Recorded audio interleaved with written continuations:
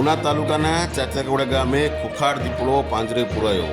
પ્રાપ્ત માહિતી અનુસાર ઉના તાલુકાના ચાચાગોડા ટોળ ગામે એક વાડી વિસ્તારમાં છેલ્લા ઘણા સમયથી દીપડો આટા મારી રહ્યો હતો, જેને લઈને ત્યાં વિસ્તારના લોકોએ ફોરેસ્ટ વિભાગને જાણ કરી હતી। ફોરેસ્ટ વિભાગે તે વિસ્તારમાં પાંજરું ગોઠવ્યું હતું।